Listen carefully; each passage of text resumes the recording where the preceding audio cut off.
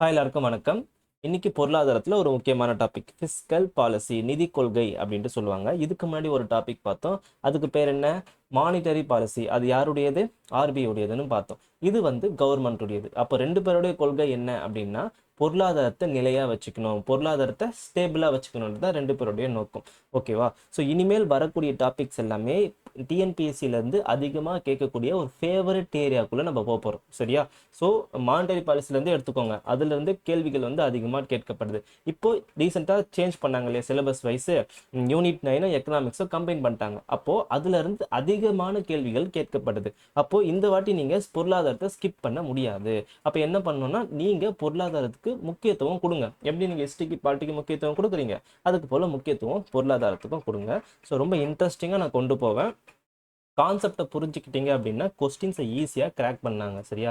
எந்த அளவுக்கு நீங்கள் மனப்பாடத்தை நம்பி போகிறீங்களோ கொஸ்டின்ஸை கிராக் பண்ண ரொம்ப கஷ்டப்படுவீங்க. ஆனால் நீங்கள் கான்செப்டாக தெரிஞ்சுட்டு போனீங்கன்னு வச்சுக்கோங்களேன், கிராக் பண்ணுறதுக்கு அவ்வளோ ஈஸியாக இருக்கும். நான் ரியலைஸ் பண்ணியிருக்கேன். சரியா? டக்குன்னு நீங்கள் உங்களுக்கு என்ன பண்ணும் அப்படின்னு பார்த்தீங்கன்னா, கிராக் பண்ணுறதுக்கு கொஸ்டின்ஸ் ஈஸியாக இருக்கும். பொருளாதாரத்துக்கு நான் கேரண்டி கொடுப்பேன். சரியா? ஸோ வீடியோவை ஸ்கிப் பண்ணாமல் கண்டினியூஸாக பார்த்துட்டு வாங்க. ஸோ என்னெல்லாம் பார்த்துட்டோம் அப்படின்னா, மொத்தம் 4 வரைக்கும் முடிச்சிட்டோமா? இது வரைக்கும் முடிச்சிட்டோம். பணவியல் கொள்கை வரையும் முடிச்சாச்சு. ஸோ பொருளாதாரத்தின் இயல்பு, தேசிய வருமானம், பணம் மற்றும் வங்கி, பணவியல் கொள்கை இது வரைக்கும் முடிச்சாச்சு. இன்னைக்கு வந்து நிதி கொள்கையை பற்றி பார்த்துருப்போம். சரியா? ஸோ இதெல்லாம் நான் வந்து பொறுமையாக என்னென்ன நடத்தணும், உங்களுக்கு என்ன எப்படிலாம் சொன்னால் புரியும் சொல்லிட்டு பார்த்து பார்த்து நடத்திருப்பாங்க இந்த 4 டாப்பிக்குமே. ஸோ இப்போ பார்க்காதவங்க பார்த்துட்டு வாங்க. சரியா? ஸோ இதெல்லாம் எனக்கு தெரியும், ஃபிஸ்கல் பாலிசி வந்து நான் கவனிச்சிக்கிறேன்னா மேபி உங்கள் இஷ்டம், அது கவனிச்சிக்கலாம். இன்கேஸ் பிகினராக இருக்கிறவங்க ப்ராப்பராக பார்த்துட்டு வாங்க. ஓகேவா? ஸோ ஃபிஸ்கல் பாலிசி பார்த்துடலாமா? ஃபிஸ்கல் பாலிசி பார்க்கறதுக்கு முன்னாடி ஃபர்ஸ்ட் நிதி பொருளியல்ல நம்ம என்ன தெரிஞ்சுப்போம். நிதி பொருளியலுக்கு இன்னொரு பேர் என்ன அப்படின்னு பார்த்தீங்கன்னா, பொது நிதி அப்படின்னு சொல்லுவாங்க. அதாவது fiscal economics is also called as public finance. அப்போ பப்ளிக் ஃபினான்ஸை தான் நம்ம முழுமையாக பார்க்க போகிறோமே. அதில் ஒரு சப் டாபிக் தான் நிதி கொள்கை அப்படின்ட்டு ஒன்று சொல்கிறாங்க. சரியா? ஸோ 5 டாபிக்ஸை நம்ம பார்க்க போகிறோம். நிதி நிர்வாகம், பொது செலவுகள் மற்றும் வரவுகள், நிதி கொள்கை, பொது கடன், பொது வருவாய் சொல்லிட்டு 5 டாபிக்ஸை நம்ம பார்க்க போகிறோம். ஒன்றும் தனித்தனியாக தெளிவாக நான் விளக்குறேன். சரியா? எந்த அளவுக்கு ஸ்டூடெண்ட்ஸ்க்கு சொன்னால் புரியும் அப்படின்னு தெரியும் எனக்கு பொருளாதாரத்தை பொறுத்த மட்டும். நான் கிளாஸஸ் வந்து நிறைய கண்டக்ட் பண்ணியிருக்கேன். இன்ஸ்டியூட்ஸில் போய் எடுத்திருக்கேன். சரியா? ஸோ அதில் மேக்ஸிமம் நான் எடுத்த சப்ஜெக்ட் வந்து எக்கனாமிக்ஸ் தான் எடுத்திருக்கேன். சரியா? அதனால் வந்து நிறைய வந்து ஸ்டூடெண்ட்ஸ் டவுட்ஸ் கேட்டிருக்காங்க. எந்த ஏரியாவில் வந்து டவுட்ஸ் கேட்குறாங்க, எது அவங்களுக்கு புரியாமல் கஷ்டப்படுறாங்கன்னு தெரிஞ்சு தான் நான் ஒரு டாப்பிக்கும் பொறுமையாக பார்த்து நடத்துகிறேன். ஓகே? ஸோ ஃபர்ஸ்ட் டாபிக் வந்து நிதி நிர்வாகம். நிதி நிர்வாகம்னா எதை நிர்வகிக்கிறாங்க? வரவையும் செலவையும் நிர்வகிக்கிறாங்க. இப்போ ஒரு உதாரணத்துக்கு ஒரு நபரை நீங்கள் எடுத்துக்கிட்ட, யாரை வேணா எடுத்துக்கோங்க. பட்ஜெட் இல்லாமல் யாரும் வாழ முடியாது. கரெக்டாக? உங்கள் வருமானம் எவ்வளவோ நீங்கள் எவ்வளோ செலவு பண்ணுறீங்க எதை பொறுத்து தீர்மானிக்கப்படுது? உங்கள் வருமானத்தை பொறுத்து. அப்போ ரெவன்யூவும் எக்ஸ்பெண்டிச்சரும் நீங்கள் என்ன பண்ணுறீங்க? நிர்வகிக்கிறீங்க. அதுக்கு பேர் தான் என்ன அப்படின்னு பார்த்தீங்கன்னா பட்ஜெட். அதுதான் வரவு செலவு திட்டம், பட்ஜெட்னு சொல்கிறாங்க. அப்போ கவர்மெண்ட்டும் ஒன்று பண்ணுறாங்க இல்லையா, அதுக்கு பேர் தான் நிதி நிர்வாகம். பட்ஜெட் என்ன பண்ணுறாங்க? நிர்வகிக்கிறாங்க. அப்போ எது மூலியமா நிர்வகிக்கிறாங்க? Through presenting the budget. இயர்லியா என்ன பண்றாங்க? வருஷத்துக்கு வருஷம் என்ன பண்றாங்க? எஸ்டிமேட் பண்றாங்க. பட்ஜெட்டையும் வருவாயையும் செலவினங்கள் என்ன பண்றாங்க? எஸ்டிமேட் பண்றாங்க. அதுக்கு பேர் தான் என்ன சொல்றோம்? பட்ஜெட்னு சொல்றோம். கரெக்டுங்களா? அது எந்த ஆர்டிக்கல் அப்படின்னா ஆர்டிக்கல் நம்பர் 112. ஃபேமஸ் ஆர்டிக்கல், எல்லாருக்கும் தெரியும். ஸ்டேட்ல என்ன ஆர்டிக்கல்? 212. இப்போலாம் கொஞ்சம் பாலிட்டி நீங்கள் பாலிட்டி நம்ம தனியாக பார்ப்போம். பட்ஜெட்டை பற்றி தெளிவாக பாலிட்டிலே நம்ம பார்க்க போகிறோம் தான். சரியா? இப்போ நான் ஒரு ஜென்ரலாக சொல்கிறேன். ஆர்டிக்கல் மட்டும் சென்ட்ரலில் ஒரு ஆர்டிக்கல் படிக்கிறீங்கன்னா ஸ்டேட்டில் அது எதே ஆர்டிக்கல் என்ன இருக்குன்னு சொல்லிட்டு பார்த்துக்கோங்க. ஃபார் எக்ஸாம்பிள் பட்ஜெட் என்ன சொன்னேன்? 112. ஸ்டேட்டில் என்ன? 212. அந்த மாதிரி நிறைய நீங்கள் படிச்சுக்கோங்க. சரியா? ஓகே. பட்ஜெட் நம்ம மேலோட்டமாக பார்க்கலாம். பட்ஜெட்டு எப்படிலாம் ப்ரெசென்ட் பண்ணுறாங்கன்னு சொல்லிட்டு ப்ரொசீஜராக பார்ப்போம். டிஃப்ரெண்ட் டைப்ஸ் ஆஃப் பட்ஜெட்ஸ்லாம் இருக்குது. அதெல்லாம் வந்து மேலோட்டமாக பார்க்கலாம். பார்ட்லாம் இன்டெப்த்தாக நான் விளக்குறேன். சரியா? இப்போ ஃபினான்ஷியல் அட்மினிஸ்ட்ரேஷனில் என்ன பண்ணுறாங்க? நிதியை நிர்வகிக்கிறாங்க. எப்படி நிர்வகிக்கிறாங்க? வரவையும் செலவையும் நிர்வகிக்கிறாங்க. எது மூலியமா நிர்வகிக்கிறாங்க? பட்ஜெட் மூலியமா நிர்வகிக்கிறாங்க. So presentation of the budgets பார்த்துலாமா? ப்ரொசீஜர் பார்த்துலாமா? நான் எக்ஸ்பிளைன் பண்ணது இந்த டெஃபினேஷனில் தான் இருக்குது. Financial statement showing the estimated income and estimated expenditure சொல்கிறது தாங்க பட்ஜெட். அப்போ இது எப்படி சார் ப்ரெசென்ட் பண்ணுவாங்க அப்படின்றது இப்போ அடுத்த ஸ்லைடில் பார்க்கலாம். பாருங்கள். ஃபர்ஸ்ட் என்ன பண்றாங்க, பட்ஜெட்டை ப்ரெசென்ட் பண்றதுக்கு முன்னாடி பட்ஜெட்டை ப்ரிப்பேர் பண்ணணும். கரெக்ட்டுங்களா? எந்த ஒரு விஷயமா இருந்தாலும் பிளான் பண்ணி பண்ணணுன்ற மாதிரி என்ன பண்றாங்கன்னா, பட்ஜெட்டை ப்ரெசென்ட் பண்றதுக்கு ஒரு 3 மந்த் 4 மந்த்துக்கு முன்னாடி ஃபினான்ஸ் மினிஸ்டர், எக்கனாமிக் எக்ஸ்பர்ட்ஸ், நிதி அமைச்சரும், பொருளாதார நிபுணர்கள்லாம் சேர்ந்து, எக்கனாமிக்ஸ் இன் ஸ்டேட் ஆஃப் ஃபினான்ஸ்னு ஒருத்தர்லாம் இருப்பாரு. அவங்கலாம் வந்து சேர்ந்து என்ன பண்ணுவாங்கன்னா, இந்த பட்ஜெட்டை தயாரிப்பாங்க. தயாரிச்சதுக்கு அப்புறம் ப்ரெசென்ட் பண்ணுவாங்க. எப்போ ப்ரெசென்ட் பண்ணுவாங்க? பிப்ரவரி ஃபர்ஸ்ட் வந்து என்ன பண்றாங்கன்னா ப்ரெசென்ட் பண்றாங்க. இப்போ எப்பவுமே இப்படிதான் பண்ணிட்டு இருக்காங்க. லாஸ்ட் டைம்லாம் வந்து பிப்ரவரி லாஸ்ட் வீக் பண்ணுவாங்க. இப்போ அதாவது இதுக்கு முன்னாடி ஒரு 5 to 6 இயர்ஸ் பேக் என்ன பண்ணாங்கன்னா பிப்ரவரி லாஸ்ட் வீக்ல பண்ணிட்டு இருந்தாங்க. இப்போ பிப்ரவரி ஃபர்ஸ்ட் வீக்கே பண்ண ஆரம்பிச்சிடறாங்க. சரியா? பட்ஜெட்டை என்ன பண்றாங்க, சமர்ப்பிக்கிறாங்க. பட்ஜெட் ஒரு ஆண்டுக்கு நான் மென்ஷன் பண்ணேன், கரெக்டா? பட்ஜெட் வந்து ஒரு காலத்துக்குன்னு சொல்றேன். அப்ப இது எந்த காலம் அப்படின்னா ஒரு ஆண்டு. அது எந்த ஆண்டுன்னு சொல்லுவாங்க, எல்லாருக்கும் தெரியும், ஃபினான்ஷியல் இயர். ஃபினான்ஷியல் இயர் எதுலேருந்து இது வரைக்கும் எல்லாரும் தெரிஞ்சுக்கணுங்க. இந்த இயர் ஏப்ரல் 1 to மார்ச் 31. ஓகேவா? ஸோ இந்த ஆண்டை தான் என்ன சொல்கிறோம் அப்படின்னு பார்த்தீங்கன்னா ஃபினான்ஷியல் இயர் அப்படின்ட்டு சொல்கிறோம். ஓகேவா? ஸோ அப்போது ஃபினான்ஷியல் இயர் மார்ச் 31 முடியறதுனால பிப்ரவரி ஃபர்ஸ்ட் நம்ம என்ன பண்ணிடுறோம் அப்படின்னு பார்த்தீங்கன்னா அடுத்த இயருக்கான பட்ஜெட்டை நம்ம ப்ரெசென்ட் பண்ணுறோம். அதாவது அடுத்த ஃபினான்ஷியல் இயருக்கான பட்ஜெட்டை நம்ம ப்ரெசென்ட் பண்ணிடுறோம். ப்ரெசென்ட் பண்ணும்போது நீங்கள் எல்லாருமே நியூஸில் பார்த்துருப்பீங்க, ஃபினான்ஸ் மினிஸ்டர் என்ன பண்ணுவாங்கன்னா அந்த பட்ஜெட்டை வந்து படிப்பாங்க. என்னென்னலாம் அம்சங்கள் இருக்குது, ஃபியூச்சர்ஸை படிப்பாங்க. படிக்கும்போது எல்லாரும் கை தட்டுவாங்க. எல்லாரும் வந்து அம்சங்களை பார்க்கும்போது என்ன பண்ணுவாங்க, மனசில் வச்சுப்பாங்க, சரி இதை நம்ம விவாதிக்கலாம் அப்படின்னு சொல்லிட்டு. அதுக்கப்புறம் தான் அடுத்த ஸ்டேஜ் வரும். ஸ்டெப் 3 பொது விவாதம் நடக்கும். இது எந்த அவையில் நடக்கும் அப்படின்னா 2 அவையில் நடக்கும். ரொம்ப ரொம்ப முக்கியம். சரியா? லோக்சபாலையும் நடக்கும், ராஜ்யசபாலையும் நடக்கும். இதை பற்றி கண்டிப்பாக தெரிஞ்சுக்கணும். ஏன்னா இதை பற்றி கேட்டிருக்கிறாங்க. பொது விவாதம் என்பது லோக்சபாவில் மட்டும் நடக்குமா இல்லை ராஜ்யசபாவில் மட்டும் நடக்குமா, 2 அவையில் நடக்குமான்னு கேட்டிருக்காங்க. அப்படி எந்த அவையிலனா 2 அவையில் நடக்கும். எதுனா ஸ்டெப் 3ல நடக்கக்கூடியது. அப்போ விவாதம் நடந்ததுக்கு அப்புறம் அவை என்ன பண்ணுவாங்கன்னா அட்ஜார்ன் பண்ணிடுவாங்க. அட்ஜார்ன்னா தள்ளி வச்சிருவாங்க. சரிங்களா? தள்ளி வச்சதுக்கு அப்புறம் அந்த டைம்ல என்ன பண்ணுவாங்கன்னா ஒரு இந்த கமிட்டிஸ் படிப்பீங்களா பார்ட்டியில், estimate committee, public account committee அப்படின்னு சொல்லிட்டு ஒரு கமிட்டி இருக்கும். அந்த கமிட்டி பேர் என்ன அப்படின்னா டிபார்ட்மெண்டல் ஸ்டாண்டிங் கமிட்டி. கேள்விப்பட்டிருப்பீங்க. தமிழ்ல வந்து துறைசார் நிலைக்குழு அப்படின்ட்டு சொல்லுவாங்க. சரியா? ஸோ இந்த டிபார்ட்மெண்டல் ஸ்டாண்டிங் கமிட்டி என்ன பண்ணுன்னா, பேர்ல இருக்க டிபார்ட்மெண்ட் ஒரு துறைக்கும் தேவையான நிதிகள் என்ன பண்ணுவாங்கன்னா எஸ்டிமேட் பண்ணி வைப்பாங்க. அந்த அந்த அவை வந்து அட்ஜார்ன் டைம்ல ஒரு department, for example education department இருக்கு, ஹெல்த் டிபார்ட்மெண்ட் இருக்கு, டிஃபென்ஸ் இருக்கு, இந்த மாதிரி நம்பர் ஆஃப் டிபார்ட்மெண்ட்ஸ் நம்ம அரசுல இருக்கு. அதுக்கு தேவையான நிதி என்ன பண்ணுவாங்கன்னா இந்த டிபார்ட்மெண்டல் ஸ்டாண்டிங் கமிட்டி வந்து ஸ்க்ரூட்டனைஸ் பண்ணி வைப்பாங்க. பண்ணதுக்கு அப்புறம் அடுத்தது ஒரு ஃபேமஸ் ப்ரொசீஜர். இந்த ஸ்டெப் 4ல என்ன பண்ணுவாங்கன்னா மானிய கோரிக்கையை நிறைவேற்றுவாங்க. அதாவது அந்த ஒரு டிபார்ட்மெண்ட்டும் இவ்வளோ ஒரு நிதி ஒதுக்கணும்னு சொல்லிடுறாங்களா, அந்த நிதியை வந்து என்ன பண்ணுவாங்கன்னா பில்லா பாஸ் பண்ணணும்.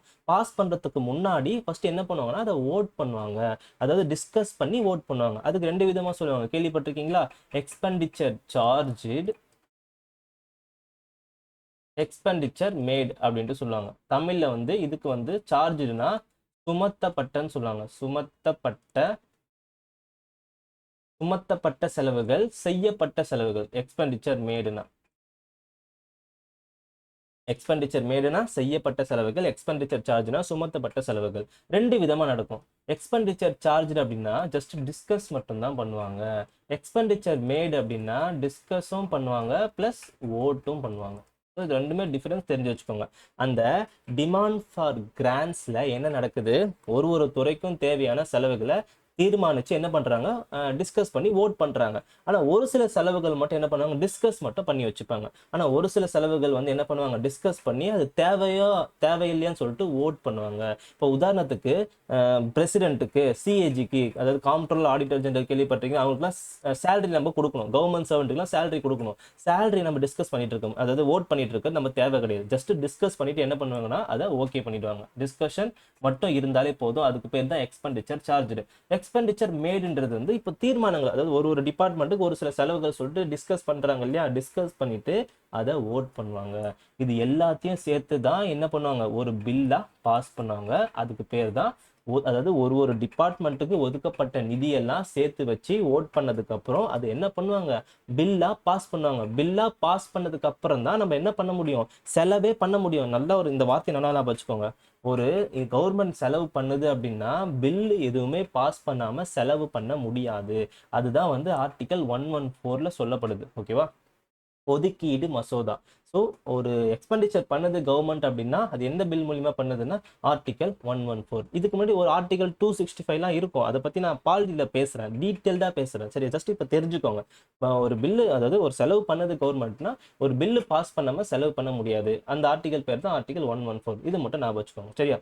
அதுக்கப்புறமா இது வந்து செலவுகள். அடுத்த ஸ்டேஜ்ல என்ன நடக்கும் பாத்தீங்கன்னா இன்கம். கவர்மெண்ட்டுக்கு இன்கம் வரணும். பாத்தீங்களா, ஃபேமஸ் என்ன சொல்லுவாங்க, மணி பில் கேள்விப்பட்டிருப்பீங்களா, பண மசோதா. அது பாஸ் ஆகும் ஸ்டெப் நம்பர் 6ல. அப்போ ஃபர்ஸ்ட் வந்து எக்ஸ்பெண்டிச்சர் பில்ஸ் பாஸ் ஆகும். Expenditure bills also called as ஒதுக்கீடு மசோதான்னு சொல்லுவாங்க. அதுக்கப்புறமா பண மசோதா பாஸ் ஆகும், also called as money bill, finance bill அப்படின்ட்டு சொல்லுவாங்க. ஃபைனலா என்ன பண்ணுவாங்க, இது எல்லாத்துக்கும் சேர்த்து பிரசிடென்ட் வந்து அசன்ட் கொடுப்பாரு. ஸோ இதுதான் வந்து பட்ஜெட் ப்ரிப்பரேஷன் மெத்தட். ஓகே, பேசிக்காக தெரிஞ்சுக்கோங்க. இதுலேருந்து நிறைய கேள்விகள் வந்துடும். ஆர்டிகல் 112னா என்ன, 113னா என்ன, 114னா என்ன அப்படின்ட்டு அப்படியே ஆர்டர் கொடுத்துருக்க பாருங்க, அதை அப்படியே நீங்கள் பார்த்து வச்சுக்கோங்க. சரியா? ஸோ இது என்ன சொன்னா, ஒரு ஆண்டுக்கு ப்ரெசென்ட் பண்ணுறாங்க அப்படின்னா அதுக்கு பேர் என்னன்னா ஃபுல் பட்ஜெட் அப்படின்ட்டு சொல்லுவாங்க. பாருங்க, கம்ப்ளீட் ஃபினான்ஷியல் ஸ்டேட்மெண்ட். ஒரு முழு நிதி ஆண்டுக்கு ஒரு பட்ஜெட்டை ப்ரெசென்ட் பண்ணுறாங்கன்னா அதுதான் முழு பட்ஜெட். அப்போ இன்னொரு பட்ஜெட் இருக்கு, கேள்விப்பட்டிருக்கீங்களா? இப்போ நம்ம இந்த வருஷத்தையே எடுத்துக்கோங்களேன். இந்த வருஷம் நமக்கு எலெக்ஷன் வரப்போகுது, கரெக்டா? அப்போ எலெக்ஷன் வரப்போகுதுன்னா அந்த கவர்மெண்ட்டுடைய டேர்ம் வந்து முடிய போகுது, கரெக்ட் தானே? அப்போ கவர்மெண்ட் வந்து ஃபுல் பட்ஜெட்டை வந்து ப்ரெசென்ட் பண்ண முடியாது. அவங்க என்ன பட்ஜெட் ப்ரெசென்ட் பண்ணுவாங்கன்னா இன்டரிம் பட்ஜெட்டை வந்து ப்ரெசென்ட் பண்ணுவாங்க. ஆர்டிகல் நம்பர் 116 சென்டர்ல, ஆர்டிகல் நம்பர் 206 ஸ்டேட்ல. சரியா? ஸோ இன்டரிம் பட்ஜெட், இடைக்கால பட்ஜெட்னு சொல்லுவாங்க. அது வந்து என்ன அப்படின்னா ஃபுல் பட்ஜெட்டை வந்து அந்த கவர்மெண்ட்டால ப்ரெசென்ட் பண்ண முடியாது. ஏன் அப்படின்னா அந்த கவர்மெண்ட்டுக்கு அந்த இயர் வந்து எலெக்ஷன் வரப்போகுது. ஸோ கவர்மெண்ட் வந்து பவர் வந்து முடியுது, ஆஃப் த இயர்ல முடியுது. ஸோ அதனால என்ன பண்ணுவாங்கன்னா இடைக்கால பட்ஜெட்டை செலவு பண்ணுவாங்க, எஸ்டிமேட் பண்ணுவாங்க. அதாவது பட்ஜெட்ன்றது வரவு செலவு. அது முழு பட்ஜெட்னு சொல்றது வந்து ஃபுல் ஃபினான்ஷியல் இயருக்கு. ஆஃப் த ஃபினான்ஷியல் இயருக்கு, அதாவது பாதி ஃபினான்ஷியல் இயருக்கு பண்றது வந்து என்னதுன்னு பார்த்தீங்கன்னா இன்டரிம் பட்ஜெட். ஆர்டிகல் 116, 206 ஸ்டேட்ல. சரி, ஆர்டிகல்ஸ் மட்டும் வெரிஃபை பண்ணிக்கோங்க கரெக்டா அப்படின்னு சொல்லிட்டு. ஓகே, அடுத்தது வந்து இப்போ பட்ஜெட் வந்து வரவையும் செலவையும் சொல்லுது, கரெக்டா? வரவு, செலவு. இந்த செலவு நான் என்ன சொன்னேன், எக்ஸ்பெண்டிச்சர் வந்து ஒரு பில்லு பாஸ் பண்ணாம என்ன பண்ண முடியாது, செலவு பண்ண முடியாது. அந்த பில்லு பேர் தான் ஆர்டிகல் நம்பர் 114 அப்ராப்ரேஷன் பில்லுன்னு சொன்னேன், கரெக்டா? அப்போ இன்டரிம் பட்ஜெட்ல என்ன எக்ஸ்பெண்டிச்சர் தேவைப்படும், கரெக்டா? கொஞ்சம் நல்லா யோசிச்சு பாருங்க. இன்டரிம் பட்ஜெட்ல ஃபுல் ஃபினான்ஷியல் இருக்கும், எக்ஸ்பெண்டிச்சர் பில் வந்து பாஸ் பண்ண முடியாது. அப்போ இன்டரிம் பட்ஜெட் காலத்தில் இமீடியட்டா ஒரு சில பேருக்குலாம், இப்போ கவர்மெண்ட் சர்வெண்ட்டுக்குலாம் மாசம் மாசம் கண்டிப்பா சேலரி கொடுத்தாகணும். அப்போ அவங்களுக்கு அந்த பில்லை வந்து எக்ஸ்பெண்டிச்சர் பில்லை பாஸ் பண்ணி தான் ஆகணும். அதுக்கு பேர் தான் என்ன அப்படின்னு பார்த்தீங்கன்னா ஓட் ஆன் அக்கௌண்ட் அப்படின்னு சொல்லுவாங்க. ஓட் ஆன் அக்கௌண்ட்னா படிங்களேன், முழு பட்ஜெட் நிறைவேறும் வரை குறுகிய கால செலவுகள்லாம் இருக்கும். அதாவது உதாரணத்துக்கு நான் சேலரி சொன்னேன் இல்லையா, அவங்களுக்கு கொடுத்து தான் ஆகணும். அப்போ புது கவர்மெண்ட் வந்து எலெக்ஷன் நடந்ததுக்கு அப்புறம் புது கவர்மெண்ட் வந்து அவங்க பாஸ் பண்ற வரைக்கும் வெயிட் பண்ண முடியாது அப்ராப்ரேஷன் பில்லை. அதனால என்ன பண்ணுவாங்க அப்படின்னா ஓட் ஆன் அக்கௌண்ட் அப்படின்னு சொல்லிட்டு ஒரு பில்லை அனௌன்ஸ் பண்ணுவாங்க.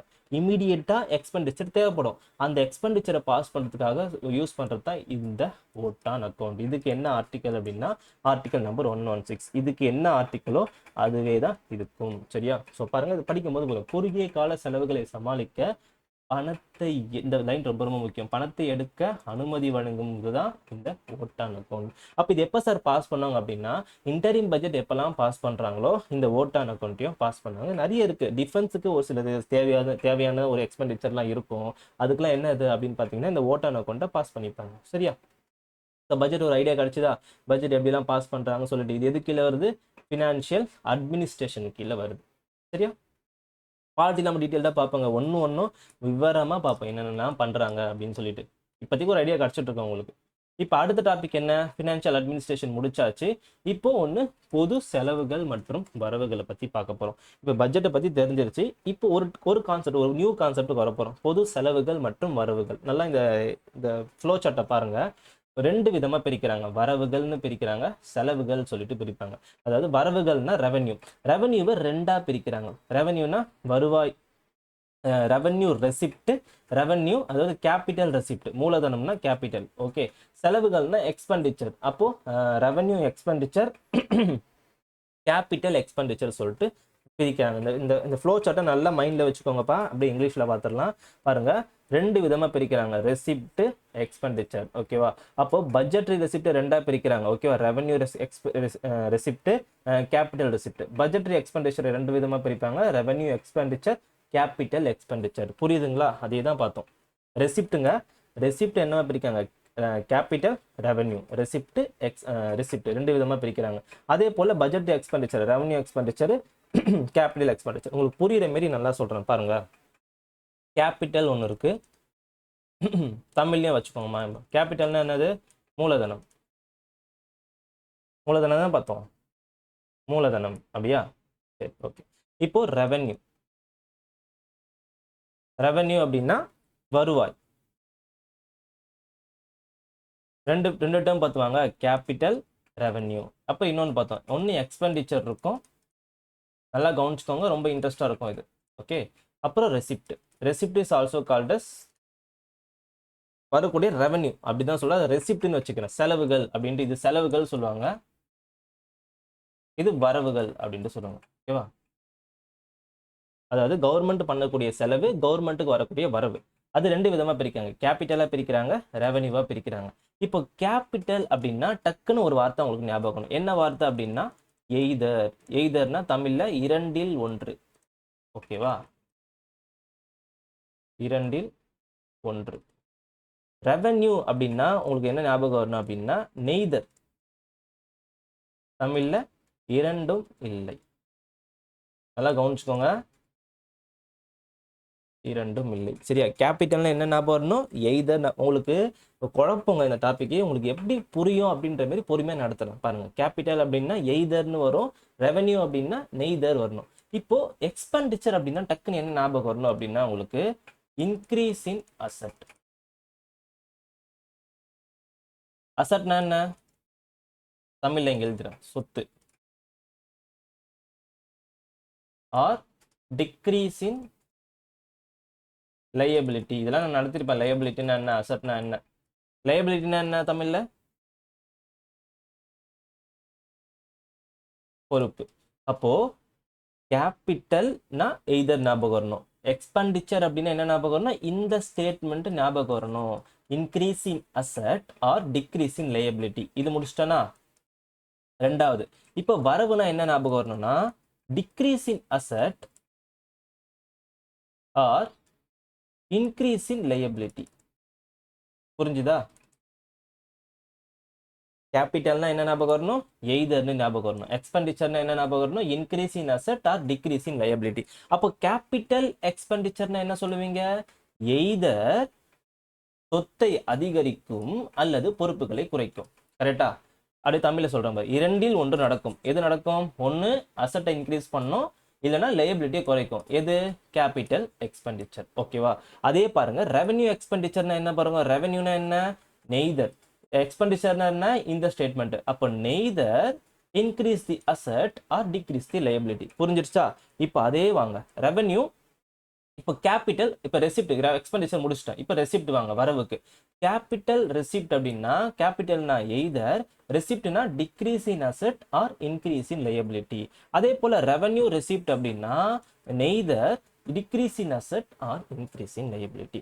இதான் ஸ்டேட்மெண்ட்டாக பார்ப்போமா? நல்லா பார்த்துக்கோங்க, குழப்புற மாரி இருக்கும், பட் வெரி வெரி ஈஸி. ரெண்டு வாட்டி பொறுமையாக நிதானமாக இந்த பிக்சரை பாருங்க. ஓகே, இப்போ அது அப்படியே தான் இதில் கொடுத்துருக்கேன் பாருங்க.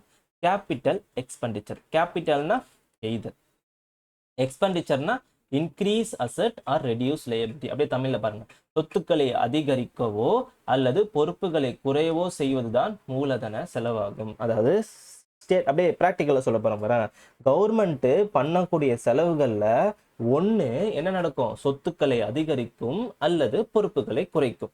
அப்படியே ரெவன்யூ எக்ஸ்பெண்டிச்சர் வாங்க. ரெவன்யூ எக்ஸ்பெண்டிச்சர் அப்படின்னா ரெவன்யூன்னு என்ன சொன்ன? நெய்தர். ஓகேவா? அதே எக்ஸ்பெண்டிச்சர் என்ன சொன்ன? இந்த ஸ்டேட்மெண்ட் தான். அப்படியே ஓகே. அதே தமிழ்ல பாருங்க, சொத்துக்களை அதிகரிக்கவும் செய்யாது, பொறுப்புகளை குறைக்கவும் செய்யாது. இப்ப நீங்க என்ன சொல்ல போறீங்கன்னா, ஒரு எக்ஸாம்பிள் யோசிச்சு பாருங்க. இப்ப கவர்மெண்ட் ஒரு செலவு பண்ணது வச்சுக்கோங்களேன், பண்ணக்கூடிய செலவுனால ஒண்ணு என்ன ஆகும்? அசட் அதிகரிக்கும். ஒரு எக்ஸாம்பிள் சொல்லிட்டா, இப்ப கவர்மெண்ட் ஒரு ரோடு போடுறாங்கன்னு வச்சுக்கோங்களேன், ரோட் டெவலப்மெண்ட். இப்போ கவர்மெண்ட் வந்து அதுக்கு செலவு பண்றாங்க ரோடு போடுறதுக்கு. அப்போ அதனால கவர்மெண்ட்டுக்கு என்ன நடக்குது? அசட்டு அதிகரிக்குது. கரெக்ட் தானே? இப்போ லையபிலிட்டி எதாவது சொல்றேன் பாருங்க. இப்போ லையபிலிட்டினா என்னது? பொறுப்பு குறையுது. கவர்மெண்ட் பண்ணக்கூடிய செலவுனால பொறுப்பு குறையுதுன்னா எக்ஸாம்பிள் என்ன சொல்லுவீங்க? கவர்மெண்ட் கட்டண லோன் இருக்கு இல்ல, கவர்மெண்ட் கடன் வாங்குவோம் கரெக்டா? வாங்கின கடனுக்கான லோனை திருப்பி தருதுன்னு வச்சுக்கோங்களேன். அப்போ கவர்மெண்டோடைய பொறுப்பு என்ன ஆகுது? குறையுது. சரியா? அதான் வந்து ரீபேயிங் லோன்ஸ். இப்போ உங்களுக்கு நல்லா புரிஞ்சிருக்கும்னு நினைக்கிறேன். ஓ, இதுதான் நீங்க சொல்ல வந்தீங்களா சார்? உங்களுக்கு அண்டர்ஸ்டாண்ட் ஆயிருக்கும். அப்படியே கீழே வாங்கலாம். Revenue expenditure. இந்த இடத்துல என்ன நடக்குது? ரெண்டுமே நடக்காது. எது நடக்காது? சொத்துக்களையும் அதிகரிக்காது, பொறுப்புகளையும் குறைக்காது. உதாரணம் சொல்லவா? எக்ஸாம்பிள், சேலரி நமக்கு கொடுக்குறாங்க கவர்மெண்ட். நீங்க நிறைய அரசு அதிகாரியா வர போறீங்க. உங்களுக்கு கவர்மெண்ட் என்ன சொல்றாங்க? சேலரி தராங்க மாசம் மாசம். அப்படி பண்றதுனால கவர்மெண்டோடைய சொத்து குறையுதானா? குறையாது. கவர்மெண்டோடைய பொறுப்புகள் குறையுதானா? சாரி, கவர்மெண்டோடைய சொத்து அதிகரிக்குதானா? அதிகரிக்காது. கவர்மெண்டோடைய பொறுப்பு குறையுதானா? குறையாது. இந்த ஸ்டேட்மெண்ட் சொத்து. இப்போ கவர்மெண்ட் உங்களுக்கு சேலரி கொடுக்கு, அப்படியே யோசிச்சு பாருங்க. கவர்மெண்ட் உங்களுக்கு சேலரி கொடுக்கறதுனால சொத்துக்கள் அதிகரிக்குதா? கிடையாது. ஒவ்வொரு கவர்மெண்ட் உங்களுக்கு சேலரி கொடுக்கறதுனால பொறுப்பு என்ன குறையுதானா? குறையுது. ரெண்டுமே நடக்காது. ஸோ அது வந்து அந்த அந்த எக்ஸ்பெண்டிச்சர் பேர் தான் ரெவன்யூ எக்ஸ்பெண்டிச்சர். இது கேள்விகளா கேட்பாங்கப்பா, அதுதான் விழுந்து விழுந்து சொல்றேன். ஓகேவா? ஸோ பாருங்க, எக்ஸாம்பிள்ஸா பார்ப்பேன். எக்ஸாம்பிள்ஸ் இங்கே போட்டிருக்கு பாருங்க. கேபிட்டல் எக்ஸ்பெண்டிச்சர் என்னென்ன வரும்? உட்கட்டமைப்பு மேம்பாடு. இப்போ சொன்னல ரோட் டெவலப்மெண்ட், கடனை திருப்பி செலுத்துறது. இங்க பாருங்க, நிலம் கையகப்படுது. இது ஒரு எக்ஸாம்பிள் பாருங்க, புது எக்ஸாம்பிள். இப்போ கவர்மெண்ட் வந்து ஒரு லேண்டை வந்து கையகப்படுத்துறாங்கன்னு வச்சுக்கோங்களேன். கவர்மெண்ட் என்னென்ன இருக்கு? அந்த லேண்டு வந்து சொந்தமாகுது. கவர்மெண்ட்டுக்கு என்ன அதிகரிக்குது? அசட்டு அதிகரிக்குது. அதே போல ரெவன்யூ எக்ஸ்பெண்டிச்சர் எக்ஸாம்பிள்ஸ் பாருங்க. இன்ட்ரெஸ்ட் பேமெண்ட், சேலரி, பென்ஷன் இதெல்லாம் கொடுக்கறதுனால கவர்மெண்ட்டுக்கு எதனா நடக்க போதா? அசட் அதிகரிக்க போதா? பொறுப்பு குறைய போதானா? குறையாது. ஸோ இந்த கான்செப்டை புரிஞ்சுக்கணும். இதை அப்படியே எக்ஸாம்பிள் வச்சு பார்த்தீங்கன்னா உங்களுக்கு கிளியரா புரிஞ்சிடும். இதை நல்லா ஞாபகம் வச்சுக்கோங்க. கேபிட்டல்னா என்ன வரும்? எய்தர். ரெவன்யூனா என்ன வரும்? நெய்தர். அதை மட்டும் ஞாபகம் வச்சுக்கணும். உங்களுக்கு ஈஸியா புரிஞ்சிடும். சரியா? இப்போ நான் பண்ணேன், எக்ஸ்பெண்டிச்சர் நான் முடிச்சிட்டேன். இப்போ அடுத்தது என்ன வர போறேன்? ரெசிப்ட்டுக்கு வர போறேன், வரவுக்கு வர போறேன். அப்போ வரவுனா என்ன வரும்? அப்படியே ஆப்போசிட்டா வரும். இதுக்கு இன்க்ரீஸ் வந்துதா, இதுக்கு டிக்ரீஸ் வரப்போகுது. பாருங்க, டிக்ரீஸ் இன். இப்போ ரெசிப்ட்னு வந்துட்டேன்.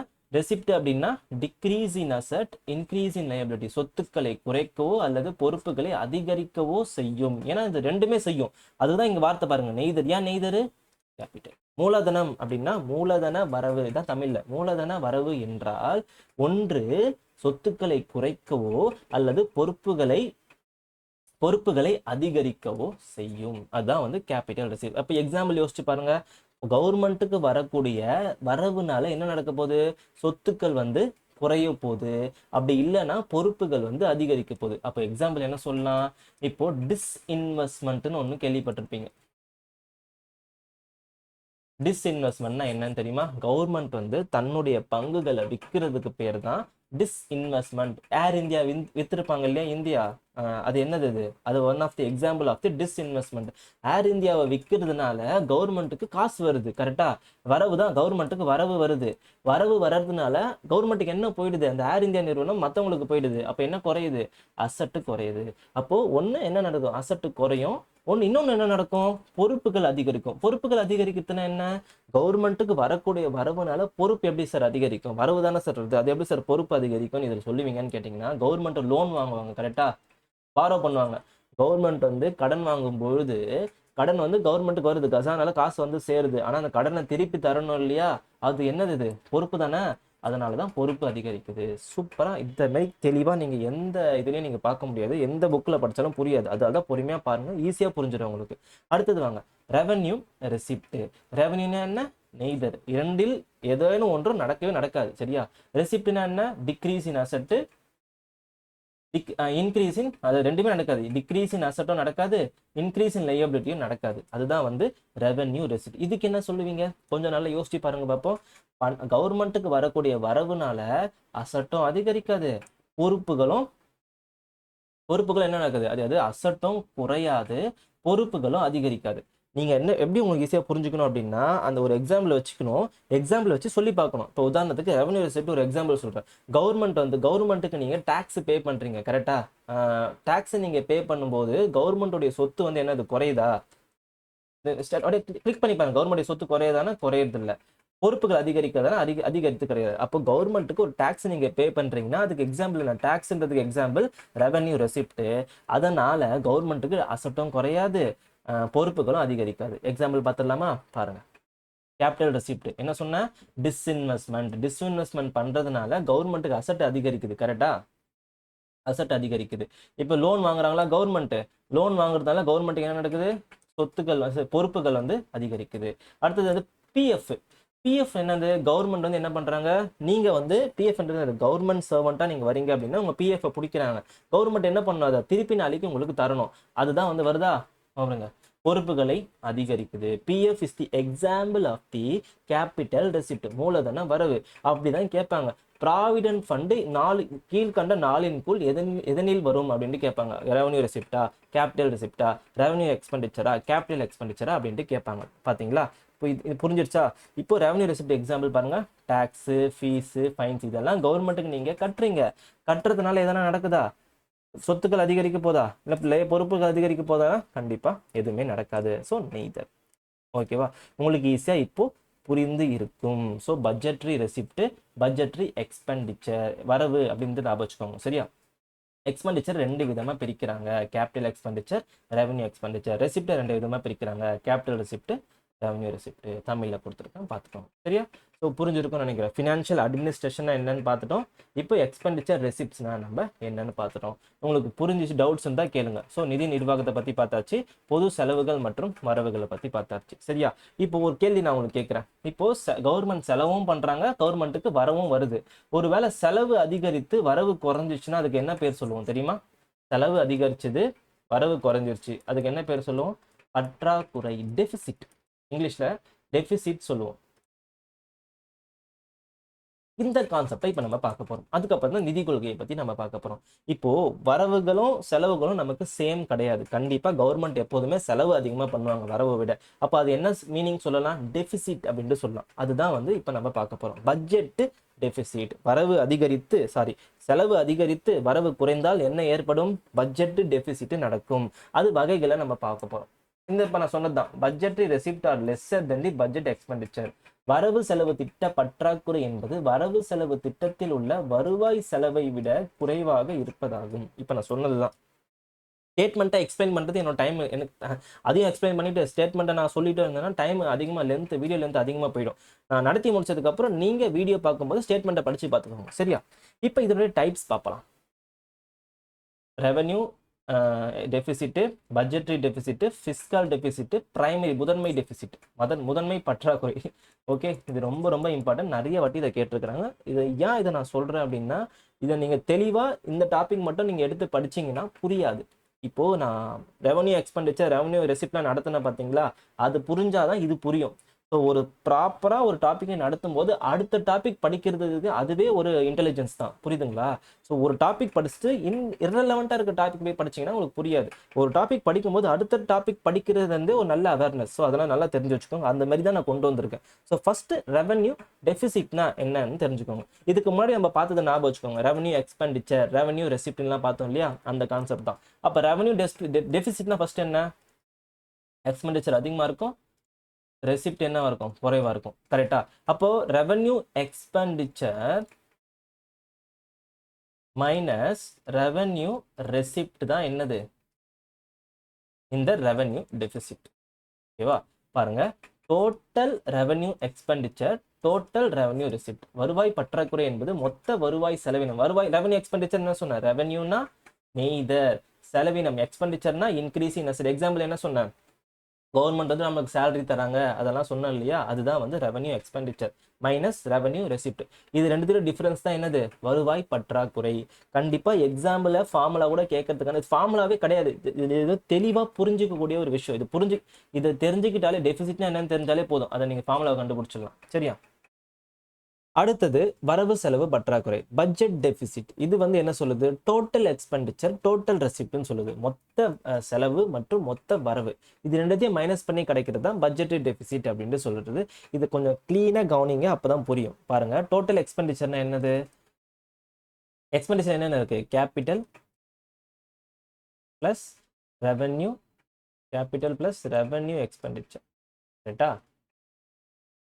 மைனஸ் ரெசிப்ட் என்னென்ன இருக்கு, கேபிட்டல் ரெசிப்ட், ரெவென்யூ ரெசிப்ட்.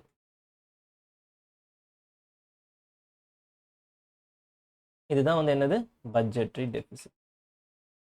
இதுதான் அந்த ஃபார்முலா. அதுதான் அந்த டோட்டல் எக்ஸ்பெண்டிச்சர்னா மூலதன செலவுகள், வருவாய் செலவுகள், மூலதன வரவுகள், வருவாய் வரவுகள். இது ரெண்டுத்தையும் மைனஸ் பண்ணும்போது என்ன டெபிசிட் கிடைக்குது, பட்ஜெட் டெபிசிட் கிடைக்குது. இதில் கொஞ்சம் நல்லா கவனிங்க. இப்போ உதாரணத்துக்கு ஒரு 10,000 என்னது மொத்த எக்ஸ்பெண்டிச்சர் பண்ணுறீங்க. இப்போ வருவாயை விட செலவு அதிகமானதால தான் பற்றாக்குறையாகுது. ஓகேவா? அப்போ இதை விட இது கம்மியாக தானே இருக்கும். உதாரணத்துக்கு நான் 7,000 போடுறேன். எவ்வளோ வந்து 3,000 வந்து என்ன சொல்லலாம், பட்ஜெட் டெபிசிட்னு சொல்லலாமா? இப்போ இந்த 3,000ன்றது என்னதுப்பா, இப்போ அந்த வரவு வந்து நம்ம 7,000 தான் வந்திருக்கு, ஆனால் செலவு வந்து நம்ம 10,000 பண்ணியிருக்கோம், 3,000 எக்ஸ்ட்ரா பண்ணியிருக்கோம். அந்த 3,000 இப்போ என்ன பண்ணியிருப்போம், நம்ம கடன் வாங்கியிருப்போம். கரெக்டா? கடன் வாங்கியிருப்போம். நல்லா நம்ம வச்சுக்கோங்க, கடன் வாங்கியிருப்போம். அப்போ அந்த கடன் வந்து எந்தில் வரும், கேபிட்டல் ரெசிப்ட்ல வருமா, ரெவென்யூ ரெசிப்ட்ல வருமா? நம்ம முன்னாடி பார்த்தோம் இல்லையா, எதுல வரும், கேபிட்டல் ரெசிப்ட்ல நம்ம என்ன வாங்குறோம், கடன் வாங்குறோம். கரெக்டா? கடன் வாங்குறோம், எதுல வருது, கேபிட்டல் ரெசிப்ட்ல வருது. இப்போ அந்த கேபிட்டல் ரெசிப்ட் நம்ம எதுல இன்க்ளூட் பண்ணிடுறோம், நல்லா கவனிச்சுக்கோங்க. இந்த கேபிட்டல் ரெசிப்டை நம்ம இதுல, கேபிட்டல் ரெசிப்ட்ல நிறைய வரும், அதுல ஒண்ணு கடன் வாங்குறது. அப்போ கடன் வாங்குறது நம்ம எதுல சேர்த்துடுறோம், இதுலயும் சேர்த்துடுறோம். அப்ப இந்த 3,000ன்றது என்ன சொன்னேன் நான், பாரோவிங் சொன்னேன். கரெக்டா? இப்போ இந்த ஃபார்முலா போட்டோன்னா 10,000 7,000, அந்த மீத வர 3,000 தான் என்ன பண்ணியிருப்போம், இந்த 10,000 நம்ம எக்ஸ்ட்ரா செலவு பண்ணியிருக்கோம். அந்த 3,000 என்ன வாங்கியிருப்போம், பாரோவிங்ஸ்னு வாங்கியிருப்போம். பாரோவிங்னா என்னது, லோனு. ஆனால் இந்த லோன் வந்து நம்ம எதில் இன்க்ளூட் பண்ணிடுறோம், இந்த கேபிட்டல் ரெசிப்ட்ல இன்க்ளூட் பண்ணி இருக்கணும். அப்போ இந்த 3,000 வந்து எதில் வந்திருக்கணும், இதுலேயே தானே வந்திருக்கணும். கரெக்டா? அப்போது 10,000 மைனஸ் 10,000 தானே போடணும். லிட்டரலாக என்ன வரும், 0 தானே வரும். கரெக்டா? இப்போ இந்த 3,000 என்பது சிம்பிளா அகைன் நான் சொல்லிடுறேன், அது வந்து ஒரு கடன் வாங்குறது. ஆனால் அந்த பாரோவிங் வந்து கேபிட்டல் ரெசிப்ட்ல இன்க்ளூட் பண்ணியிருப்பாங்க. கரெக்டா? அப்போ அந்த 3,000 வந்து எதில் வந்துடும், அதுலேயும் சேர்ந்துடும். அப்போ இந்த 3,000 இதுலேயே சேர்ந்ததால லிட்டரலாக 3,000 வராது, முட்டை தான் வரும்னு நான் சொல்ல வரேன். சரியா? அப்போ பட்ஜெட்ரி டெபிசிட் என்பது ஒரு ஓல்டு கான்செப்ட். இதை வந்து இதோட அப்டேட்டட் வெர்ஷன் தான் எது அப்படின்னு பார்த்தீங்கன்னா ஃபிஸ்கல் டெபிசிட், நிதி பற்றாக்குறைன்னு சொல்லுவாங்க. பாருங்க, டோட்டல் எக்ஸ்பெண்டிச்சர், டோட்டல் ரெசிப்ட் தான் அந்த இதோட ஃபார்முலா தான். எது, இதோட ஃபார்முலா தான். கரெக்டா? ஆனா எது எது எக்ஸ்ட்ரா எக்ஸப்ட் ஆயிடுச்சு, பாரோவிங்ஸ் மட்டும் கிடையாது. இந்த ஃபார்முலா ஞாபகம் வச்சுக்கோங்க, உங்களுக்கு குழப்பம். இதை ஞாபகம் வச்சுக்கோங்க, மொத்த செலவு மைனஸ் மொத்த வருவாய். எது மட்டும் கிடையாது, கடன் சேர்க்காமல். சரியா? ஸோ இது என்ன ஃபார்முலா, நிதி பற்றாக்குறைய ஃபார்முலா. இதுதான் நம்ம கரண்டாக இப்போ யூஸ் பண்ணுறோம். ரொம்ப ரொம்ப இம்பார்ட்டன்டான ஃபார்முலா. கேட்பாங்க, டோட்டல் எக்ஸ்பெண்டிச்சர் டோட்டல் ரெசிப்ட் தான் ஃபிஸ்கல் டெபிசிட்டோட ஃபார்முலானா கிடையாது, அது பட்ஜெட்ரி டெபிசிட்டோடைய ஃபார்முலா. இதில் எது எக்ஸ்க்ளூட் பண்ணுறாங்க, அதாவது கடனை சேர்க்காமல் மொத்த வருவாயை மைனஸ் பண்ணுறாங்க அப்படின்னா அது கிடைக்கக்கூடியது என்ன அப்படின்னு பார்த்தீங்கன்னா என்ன கிடைக்கும், இதானே கிடைக்கும். ஸோ பாரோவிங்ஸ் கிடைச்சிரும், அதாவது லோன் கிடைக்கும். இப்போ இந்த 3,000 வந்து தனியாக நம்மளுக்கு கிடைக்கும். இதில் வந்து நான் போட்டு காமிச்சேன் உங்களுக்கு புரியறதுக்காக. ஆக்சுவலாக அந்த 3,000 வராது, லிட்டரலாக என்ன தான் வரும், 0 தான் வரும். ஏன் 0 வரும், இந்த 3,000ன்றது கேபிட்டல் ரெசிப்ட் லோனாக இன்க்ளூட் பண்ணிடுறோம் ஆல்ரெடி. அப்போ இந்த 3,000மும் இந்த 10,000த்துக்கு, இந்த 10,000 மைனஸ் 10,000 தான் வரும். 3,000 தனியாக நமக்கு தெரியாது. ஆனால் எப்போ தெரியும் அப்படின்னா ஃபிஸ்கல் டெபிசிட்ல போட்டு பார்த்தீங்கன்னா தெரியும். ஏன் அப்படின்னா அதில் என்ன கிடையாது, பாரோவிங்ஸை சேர்க்கல. பாரோவிங்ஸ் எதில் வருது, கேபிட்டல் ரெசிப்ட் மூலதன ரசீதியில் வருது, வரவுல வருது. எப்படி வேணா எடுத்துக்கணும். சரியா? அடுத்த கான்செப்ட் வந்து முதன்மை பற்றாக்குறை. இது ரொம்ப ஈஸி தான். முதன்மை பற்றாக்குறை அப்படின்னா ஃபிஸ்கல் டெபிசிட் மைனஸ், அதாவது நிதி பற்றாக்குறை மைனஸ் வட்டி செலுத்தல்கள். இப்போ நிறைய கடன் வந்து நம்ம வருஷம் வருஷம் வாங்கிட்டு இருக்கோம். ஆனா அந்த அந்த அந்த வாங்கின கடன் வந்து அந்த வருஷமே முடிக்கிறோமானா கிடையாது. பல வருடங்களா அந்த வட்டி, அந்த வாங்கின கடனுக்கான வட்டி வந்து கவர்மெண்ட் கட்டிக்கிட்டே வருவாங்க. ஆனா நம்மளுக்கு என்ன தெரியணும்னா, வாங்கின கடன் மட்டும் தெரிஞ்சா போதும், எவ்வளவு வட்டின்றது நமக்கு இப்போ தேவையில்லை அப்படின்னு நினைச்சாங்க அப்படின்னா ஃபிஸ்கல் டெபிசிட்ல இருந்து என்ன மைனஸ் பண்ணிடுவாங்க, இன்ட்ரெஸ்ட் பேமெண்ட்டை மட்டும் மைனஸ் பண்றாங்க. அப்போ அப்படி அதுல இருந்து கிடைக்கக்கூடியது எது அப்படின்னு பார்த்தீங்கன்னா இந்த முதன்மை பற்றாக்குறை. ஸோ நிதி பற்றாக்குறை வேறு, முதன்மை பற்றாக்குறை வேறு, பட்ஜெட்ரி டெபிசிட் வரவு செலவு பற்றாக்குறை வேறு. சரியா? நல்லா ஞாபகம் வச்சுக்கோங்க. இப்போ ஃபிஸ்கல் டெபிசிட் வந்து ஒரு முக்கியமான கான்செப்ட் நான் சொன்னேன். ஸோ அந்த ஃபிஸ்கல் டெபிசிட் நம்ம என்ன பண்ணக்கூடாது, ரொம்ப அதிகமாக போக வைக்கக்கூடாது. ஸோ அதை பாதுகாக்கிறதுக்காக தான் ஒரு சட்டத்தை கொண்டு வராங்க 2003. இது ஆல்ரெடி ஒரு கொஸ்டினாக கேட்டாங்க. நிதி பொறுப்பு மற்றும் பட்ஜெட் மேலாண்மை சட்டம் சொல்லிட்டு ஒரு சட்டத்தை கொண்டு வராங்க. இந்த சட்டத்தில் என்ன எய்மா சொல்றாங்க, பாருங்க, அரசு கடன் வாங்குவதை கட்டுப்படுத்துதல் மற்றும் நிதி பற்றாக்குறையை குறைத்தல். இது அப்படியே ஸ்டேட்மெண்ட்டாக கூட கேட்பாங்க. இப்போல்லாம் வந்து இயர் கேட்கறது கம்மி ஆனாலும் இயரை கூட ஸ்டேட்மெண்ட்டாக கேட்டுறாங்க. Okay, came into force in 2003 அப்படின்ட்டு கேட்பாங்க. அதோட எய்ம் என்ன, அடுத்ததான் எய்ம் பாருங்க, அரசு கடன் வாங்குவதை கட்டுப்படுத்துறதும் நிதி பற்றாக்குறை குறைக்கிறதும். நிதி பற்றாக்குறை என்னது, ரெடியூஸ் ஃபிஸ்கல் டெபிசிட். ஓகே, இதோட டார்கெட் என்ன, அப்போ 2003 வந்து 3% வச்சாங்க. ஜிடிபி வந்து இவ்வளோ இருக்குன்னா அதில் 3% மேலே போகக்கூடாதுன்னு சொல்லிட்டு டார்கெட் வைக்கிறாங்க. அது மட்டும் இல்லாமல் ரெவன்யூ டெபிசிட், வருவாய் பற்றாக்குறை ஒரு கான்செப்ட் பார்த்தோமா, அதை முழுமையாக என்ன பண்ணணும் அப்படின்னு பார்த்தீங்கன்னா நீக்கணும், இல்லை குறைக்கணும், ஏதாச்சும் ஒன்று பண்ணுங்கன்னு சொல்லுவாங்க. ரெவன்யூ டெபிசிட்னா என்னது, ரெவன்யூ ரெசிப்ட் தான் அதிகமாக இருக்கணும். ரெவன்யூ எக்ஸ்பெண்டிச்சரை விட ரெவன்யூ ரெசிப்ட் தான் அதிகமாக இருக்கணும்னு சொல்ல வராங்க. ஓகே, அதுதான் வந்து ரெவன்யூ டெபிசிட்டை கம்மி பண்ணுறதுக்கான வழிமுறைகளை கொண்டு வர சொல்கிறாங்க. சரியா? ஸோ ஃபிஸ்கல் டெபிசிட் 2003 எஃப்ஆர்பிஎம் சட்டத்தின்படி எத்தனை பர்சன்டேஜ் வைக்க சொல்கிறாங்க அப்படின்னா 3% வைக்க சொல்றாங்க. சரியா? இதுக்கப்புறம் ஒரு ரீசெண்டான ஒரு கரண்ட் அஃபேர்ஸ் தான் பார்த்துடலாம். இதுக்கப்புறம் இதுக்கு தொடர்பான 2016 என்கே சிங் கமிட்டின்னு சொல்லிட்டு ஒரு கமிட்டியை ஒப்புதல் கொடுக்குறாங்க. எதுக்காக அப்படின்னா இந்த எஃப்ஆர்பிஎம் சட்டத்தில் உள்ள அம்சங்கள்லாம் கரெக்டாக இருக்கா அப்படின்னு சொல்லிட்டு ஒரு மெஷர்மெண்ட்டுக்காக இந்த கமிட்டியை வந்து அப்பாயிண்ட் பண்றாங்க கவர்மெண்ட். இதுல என்ன சொல்றாங்கன்னா, இவர் சில நிறைய பரிந்துரை சொல்லுவாரு. அதுல முக்கியமான பரிந்துரை எதுன்னா, இந்த பிஸ்கல் டெபிசிட்டை 3% மெயின்டைன் பண்ணுங்க. ஆனா என்ன பண்ணுங்க, ஒரு சில டைம்ல டிசாஸ்டர்லாம் வருது இல்லையா, அப்ப என்ன பண்ணுங்க, 0.5% நீங்க அதிகரிச்சுக்கோங்க. டிசாஸ்டர் டைம்ல, வார டைம்ல நீங்க என்ன பண்ணுவாங்க, கொஞ்சம் எக்ஸ்ட்ரா கடன் வாங்கிக்கோங்க, தப்பு இல்லை. ஒரு 0.5% சேஃப் வேல்யூவை என்ன பண்றாரு, என்கே சிங் வந்து ரெக்கமெண்ட் பண்றாரு. இது யார், இவரு ப்ரீவியஸ் ஃபினான்ஸ் கமிஷன் சேர்மேன் இவர். சரியா? அதுக்கு அடுத்தது முக்கியமான ஒண்ணு, பப்ளிக் டெப்ட். மொத்தமா இப்போ இது பிஸ்கல் டெபிசிட் என்பது ஒரு ஆண்டுக்கு பண்ணக்கூடிய டார்கெட். ஒரு ஆண்டுக்கு எவ்வளோ, 3% வைக்கணும்னு டார்கெட் கொடுக்குறாங்க. இப்போ வருஷம் வருஷம் நிறைய கடன் வாங்குறோம் இல்லையா, அந்த கடன் எல்லாமே எதுக்கு மேல போகக்கூடாதுன்னா ஜிடிபியை விட 60% மேல போகக்கூடாது. அதாவது இது ஒரு ஆண்டுக்கு சொல்றதுப்பா, இது குமுலேட்டிவா சொல்றது, ஒரு வருஷத்துக்கும் சேர்த்துட்டு வருது இல்லையா கடன். அந்த கடன் வந்து 60% மேல போகக்கூடாது. இப்போ புரியுற மாதிரி சொல்றேன் பாரு, ஒரு 100 லேக்னு வச்சுக்கோங்களேன் ஜிடிபி, டெப்ட் இருக்கணும், பொது கடன் எவ்வளவு இருக்கணும்னா 60 லேக் தான் இருக்கணும். மொத்தமா சொல்றாங்க இங்க. எவ்வளோ, இந்த லோன் இருக்கணும், கடன் இருக்கணும், இதுக்கு மேல போகக்கூடாதுன்னு சொல்லிட்டு என்கே சிங் ரெக்கமெண்ட் பண்றாரு. சரியா? இதுதான் ரீசெண்டா கவர்மெண்ட் இம்பார்ட்டன்ஸ் கொடுக்குறாங்க. புரியுதா?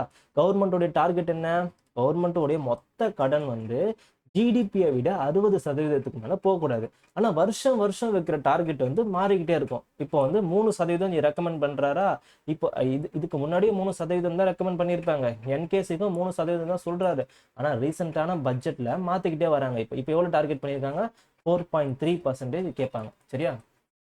4.3% என்ன பண்ணியிருக்காங்க, அதிகரிச்சிருக்காங்க.